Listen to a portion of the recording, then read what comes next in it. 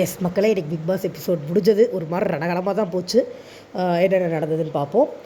முந்தின நாள் இரவு இவங்க வந்து வெளியில் படுத்திருந்தாங்க இல்லையா, விக்ரம், திவாகர், சுபிக்ஷா அண்டு அரோரா இவங்க வந்து வெளியில் படுத்திருந்தாங்க.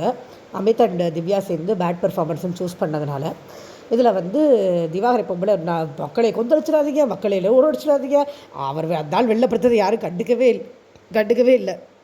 ஆனால் தர்பூசணி அவ்வளோ பில்டப் பண்ணிகிட்டு இருக்குது. உள்ளே ஒரு மாதிரி எல்லாம் சிரிச்சுக்கிட்டு இருந்தாங்க. பட் அந்த ஆள் சீரியஸாக தான் பண்ணியிருப்பான். இவங்க தான் காமெடியோடு சிரிச்சுக்கிட்டு இருந்தாங்க. அப்புறம் பார்வதி வந்து சாரி சாரி சாரி அப்படின்னு கம்புறுத்தின்கிட்ட சாரி கேட்டுட்டு இருந்தாங்க. ஒரு மாதிரி கேவலமான ஒரு மாடுலேஷனில் பார்க்க முடிஞ்சது அது நம்மளால். பேட் டச்லாம் சொல்லிட்டாங்க மக்களே. இந்த அம்மா பேட் டச்சுன்னு சொல்லிட்டாங்க.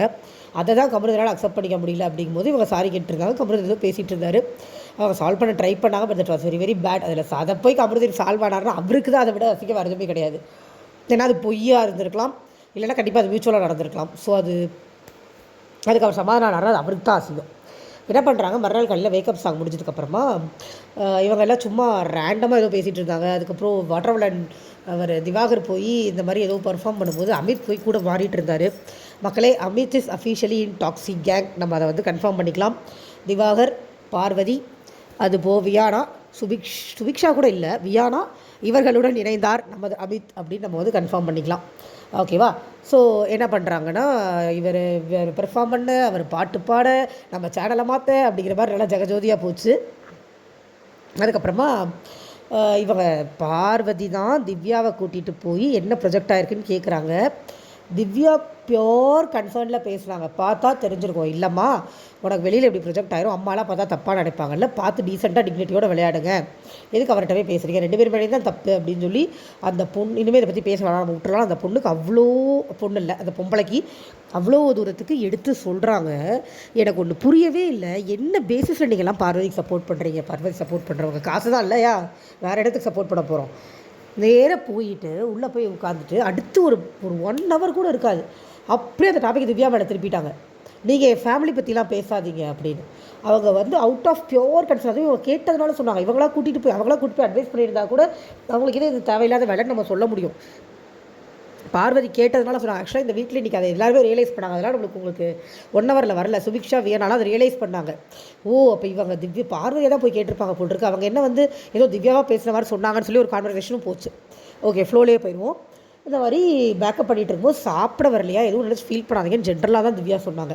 உடனே நீங்கள் அதெல்லாம் இழுக்காதீங்க சரியா, எங்கள் வீட்டை எனக்கு பார்த்துக்க தெரியும் சரியா அப்படின்னு பழைய கேவலமான மோடுக்கு பார்வதி போயிட்டாங்க. நேற்று அவங்கள பாராட்டின என் வாயை நானே டெட்டால் ஊற்றி தான் கழுவணும் சீரியஸாக. பரவாயில்ல, நல்லா கேட்குறாங்களேன்னு சொன்னதுக்கு நம்மளே செருப்பா சாரியில் முக்கியம் அடிச்சுக்கிட்டு தரணும் அப்படிங்கிற மாதிரி ஆயிடுச்சு இன்றைக்கி பார்வதியோட ரியாக்ஷன். அப்புறம் எல்லோரும் வராங்க, லிவிங் ஏரியாவில் கூடுறாங்க. கேப்டன்சி டாஸ்க் நடக்குது. திவ்யா கேப்டன் ஆகிடுறாங்க. 2 பால் அவங்க கரெக்டாக எடுத்தாங்க.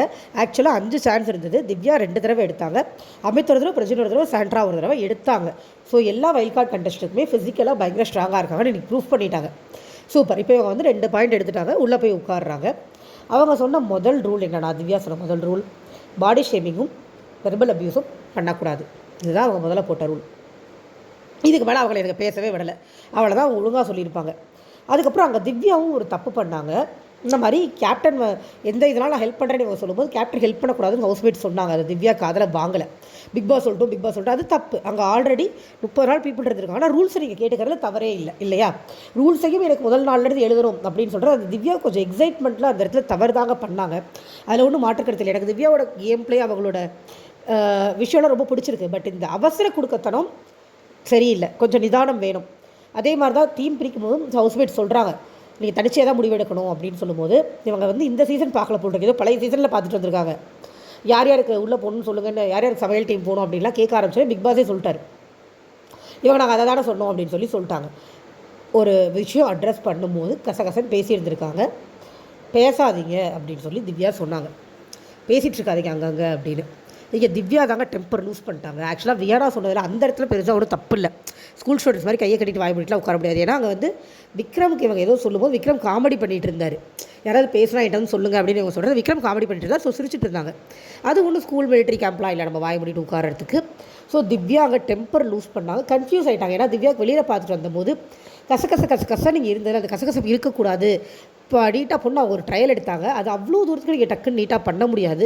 திவ்யா மேலே முழுசாக தவறு சொல்ல முடியாட்டியும் அந்த இடத்துல திவ்யா மேலே தப்பு தான். பார்வதி எழுந்து நல்லவங்க மாதிரி ஒரு அட்வைஸ். பார்வதிலாம் ஃபுல் ஆக்டிங், அந்த நல்லவங்க மாதிரி போட்டது திவ்யா மேலே தப்பு சொல்கிறக்கா பொறுமையாக சொன்னாங்க. நீங்கள் தானே திவ்யா இப்படி சொன்னீங்க, இப்படி சொல்லக்கூடாது திவ்யான்னு ரொம்ப நிதானமாக திவ்யா மேலே பழி போட்டாங்க எழுந்து. இது முடிஞ்சதுக்கப்புறமா இவங்க டீம்லாம் பிரித்து முடிச்சதுக்கப்புறமா எழுந்து சொல்கிறாங்க, இப்போ பார்வதி வந்து எங்கள் பர்சனல் மேட்டரை யாரும் பேச வேண்டாம், நானும் சம்மந்தப்பட்டவங்களும் பார்த்துப்போம், இனிமேல் யாரும் பேசக்கூடாது அப்படின்னு எடுத்தவன். யாருமே பேசலை. யாருங்க பேசுகிறாங்க? இவங்க தான் போய் கேட்டாங்க.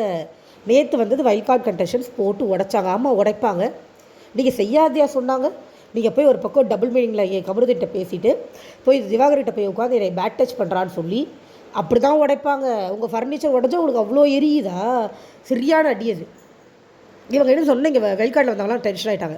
நாங்கள் யாருமே உங்கள்கிட்ட வந்து நாங்களாக பேசல, நீ தான் எங்களை கூப்பிட்டு கேட்ட, நீ கேட்டதுனால தான் சொன்னோம், இல்லாட்டி அவங்க வந்து அந்த டாஸ்கில் சொல்கிறதோ அது முடிஞ்சு போயிருக்கும். பிரஜனும் சாண்டாவும் டாஸ்கில் சொல்கிறதோ முடிஞ்சிருக்கும்.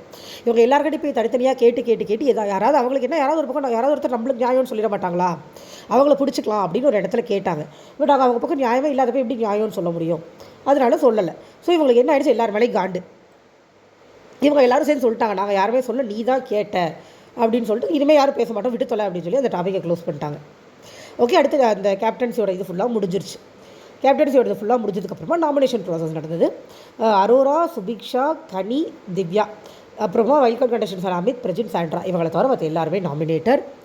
ஓட்டிங்கில் பார்த்தீங்கன்னா வினோத் ஃபஸ்ட்டில் இருக்கார், திவாகர், வியானா செகண்டில் இருக்காங்க, Diwakar third, Parvathi fourth, Kamarudeen fifth, அதுக்கப்புறமா சபரி, விக்ரம், ரம்யா, கெமி, துஷார், இவங்களாம் கடைசியில் வந்து எஃப்ஜேவும் பிரவீனும். செம்ம ஓட்டிங்கில் சீரியஸ்லி என்னத்தை ரசித்து மக்கள் திவாகருக்கு பார்வதிக்கெலாம் ஓட்டு போடுறாங்க. கமருதீனுக்கு கூட பியோராக பிஆர் டீம், பியோராக மக்கள் ஓட்டே கிடையாது. மக்கள் ஓட்டுன்ற ஒன்று இங்கே கிடையவே கிடையாது. பிஆர் டீம் வந்து அன்அஃபிஷியலில் இவ்வளோ ஓட் போடுறாங்கன்னா அஃபிஷியல் எவ்வளோ போடுவாங்க? சரி, ஓகே, ஒரு சில மக்களுக்கு இந்த எண்ணம் இருக்கலாம், இவங்க தான் கண்டென்ட் கொடுக்குறாங்க, இவங்களை போடணும், அப்படி இவங்களுக்கு ஓட் போட்டு இவங்களை உள்ளே வச்சுக்கிட்டா தான் ஷோ இன்ட்ரெஸ்டிங்காக இருக்கும். கரெக்ட்.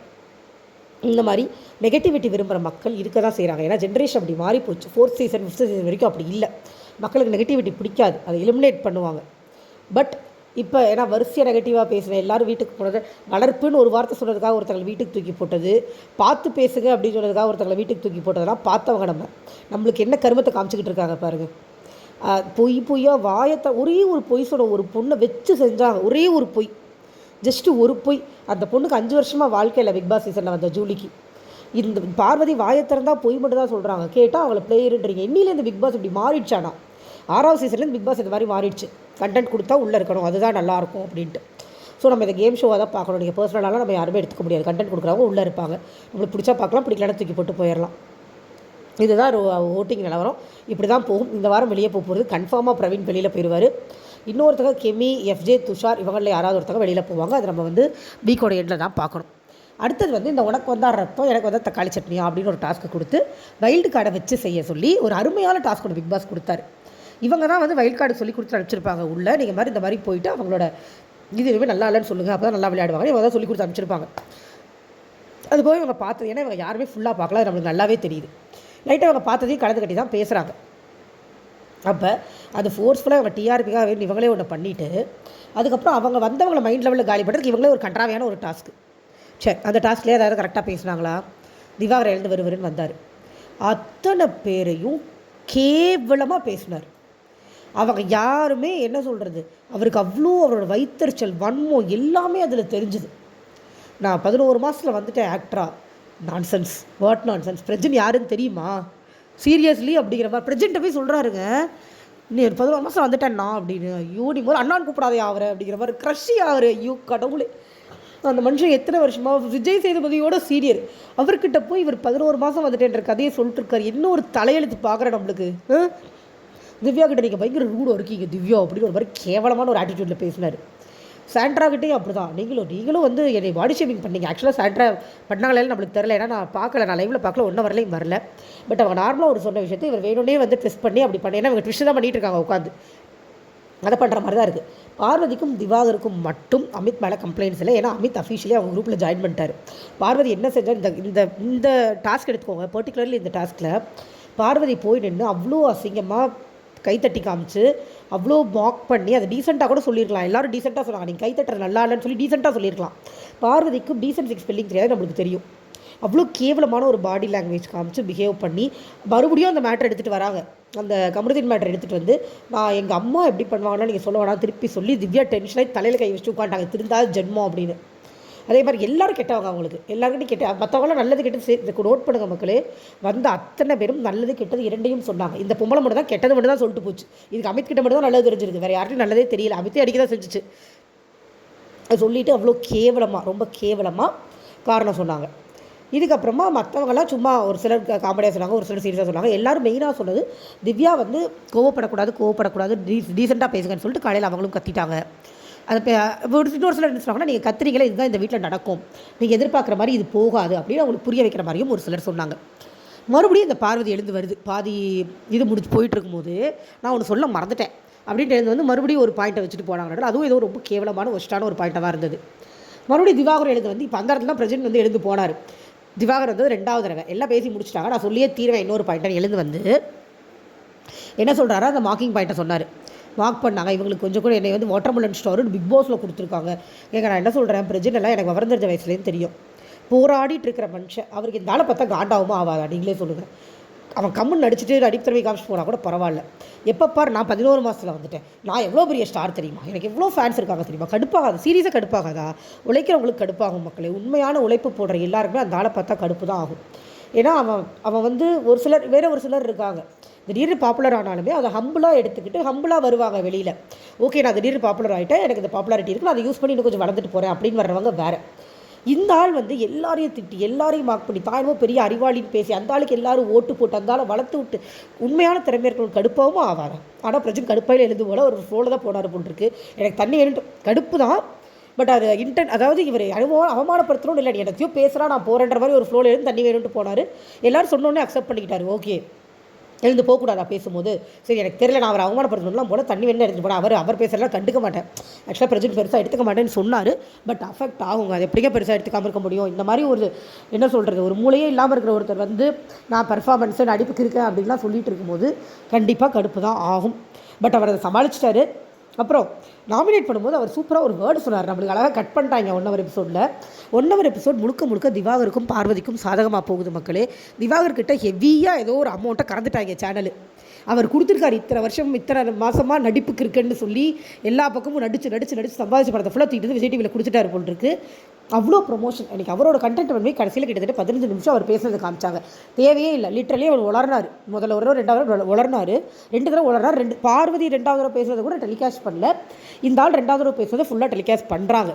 அவ்வளோ ஸ்க்ரீன் ஸ்பேஸ் அவருக்கு கொடுக்குறாங்க அப்படின்னா என்னவோ ஒன்று வாங்கிட்டாங்க. அவர் கையில் கப்பை கொடுத்தாலும் கையை தட்டிட்டு தான் நம்மளால் போக முடியும். அதுதான் நடக்கும் போல் தெரியுது பார்த்தா. ஏன்னா அமித் மேலாம் எனக்கு நிறைய ஹோப்ஸ் இருந்தது. அமித் தான் நம்ம ஹோப்பு சுக்குநூற தரையில் போட்டு உடச்சிட்டார். நேராக அந்த கேங்கில் போய் சேர்ந்துக்கிட்டு இந்த டாஸ்க் முடியுது, இந்த தக்காளி சட்னி டாஸ்க்கு. நேராக பின்னாடியே பார்வதிட்டு போய் சூப்பர் பார்வதி செமையாக பேசுனீங்க பார்வதின்னு சொன்னார் பாருங்க. எதிரில் இருந்தால் எகிரி ஒன்று விட்டுருக்கணுன்ற மாதிரி ஆயிடுச்சு அமித்துக்கு. சீரியஸாக என்னடா பார்த்துட்டு போன வெளியில் அப்படின்னு. இதில் இவர் லைவ் வேறு வந்தார் உள்ளே வரக்கு முன்னாடி. லைவை பார்த்து லைவில் இருக்கிறவங்கள்ட்டலாம் பேசி ஷோவை பார்த்துட்டு போய் நீங்கள் பார்வதிக்கு செஞ்சு அடிக்க தான் போகிறீங்கன்னா உங்கள்கிட்ட யாரும் பேசி அனுப்பிச்சிருக்க மாட்டாங்கிறாங்களா, அனுப்பியிருக்க மாட்டாங்களே. ஆல் த பெஸ்ட் பாஸ் போய் உள்ளே செஞ்சு அடிங்க அப்படின்னு சொல்லி தான் அனுப்பிச்சிருப்பாங்க. அமித் மேலே இருந்த மரியாதை போயிடுச்சுங்க, சுத்தமாக போயிடுச்சு. ஒருத்தனை தப்பு பண்ணும்போது தட்டி கேட்காம அவங்க 2 பேரும் அவ்வளோ அக்லியாக பேசுகிறாங்க அந்த இடத்துல. அவ்வளோ தூரத்துக்கு இப்போ உங்கள் கேரக்டர் சரியில்லைன்றாங்க, அவங்கள ரொம்ப கேவலமாக இருக்கீங்கன்றாங்க, நீங்கள் உங்களுக்கு எதுவுமே தெரில. அவ்வளோ தூரத்துக்கு அது ஒரு டீசெண்டாக அவங்க 2 பேருக்குமே ஃப்ரேம் பண்ணி சொல்ல தெரில, அவ்வளோ இன்டீசெண்டாக பேசுகிறாங்க.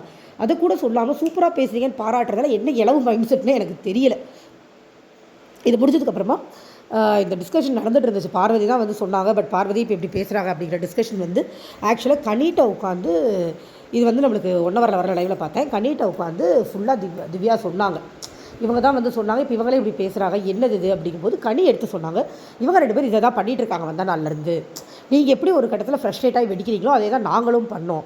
அவங்க 2 பேரையுமே சரி பண்ண முடியாது, அது அப்படி தான் நடக்கும். இந்த வாரம் தான் விஜய் சேதுபதி சார் சொல்லிட்டு போயிருக்காரு, உங்கள் டேலண்ட் தப்பாக யூஸ் பண்ணாதீங்க. பட் அவங்க எகெயின் அதையே தான் பண்ணுறாங்க. திவாகரும் அப்படி தான். திவாகர் இந்த விஷயம் சொல்ல வருது பாருங்க. திவாகர் ஒரு 4-5 தடவை சொன்னார் தகுதி தராதவன் சொன்னது பெரிய தப்பு இல்லைன்னு. அவர் 4-5 இடத்துல ரெஜிஸ்டர் பண்ணார் மக்களே. இதை கூட விஜய் சேதுபதி கேட்கலன்னா அவர் ஹோஸ்ட்டாக இருக்கவே துப்பு இல்லை. ஏன்னா அவ்வளோ திட்டிட்டு போனார் போன வாரம். அந்த ஆள் திரும்ப இன்றைக்கி ஷோவில் அதை சொல்லிட்டே இருக்கான், அதெல்லாம் ஒரு தப்பான்னு சொல்லிகிட்டே இருக்கான். அப்படியே தலைகுனிஞ்சு நான் அவர் திட்டும் போது சொல்ல வேண்டியதானே தெரியும் விஜய் சேதுபதி சார்கிட்ட. சார் இதெல்லாம் பெரிய தப்பா சார், இதை விட பெரிய தப்பெல்லாம் பண்ணுறாங்க, அதை கேட்க மாட்டீங்களா சார்னு கேட்க வேண்டியதானே. அது தப்பில்லை அவர் ரிஜிஸ்டர் பண்ணார் நம்ம தர்பூசணி. இதை விஜய் சேதுபதி சார் கேட்கலன்னா அவர் ஹோஸ்ட்டாக இருக்கவே துப்பில்லை, தலையில் துண்டை போட்டு வேலையை பார்த்துட்டு போக வேண்டியதான், இதை கூட கேட்க துப்பில்லை அப்படின்னா. இன்றைய கருத்துப்படி திவ்யா நல்லா விளையாடுறாங்க. கொஞ்சம் பொறுமை மட்டும் பிடிச்சிட்டாங்கன்னா திவ்யாவை கையிலே பிடிக்க முடியாது. ஒரே ஒரு மீட்டர் ஆஃப் பொறுமை பிடிச்சிட்டாங்கன்னா திவ்யா சூப்பர். இல்லைனா இவங்களோட கத்திர கூட்டத்தில் போய் திவ்யா சேர்ந்துருவாங்க. இவங்களுக்கு எதிராக சபரி எஃப்ஜேல தொண்டை தண்ணி வைத்த கத்தி ஓஞ்சாங்கல்ல, அது மாதிரி திவ்யாவோட கேம் ஆகிடும் அந்த மீட்டரை பிடிக்க முடியலன்னா. அந்த பிரஜின் சண்டை நம்ம இனிமேல் பொறுத்து தான் பார்க்கணும் எப்படி வராங்க அப்படிங்கிறது. அமித் வேஸ்ட்டுங்க. அமித் இன்னும் 2 வாரத்தில் கிளம்பிடுவார். டாட்டா பேபே சொல்லிடலாம். Thank you so much. Bye bye.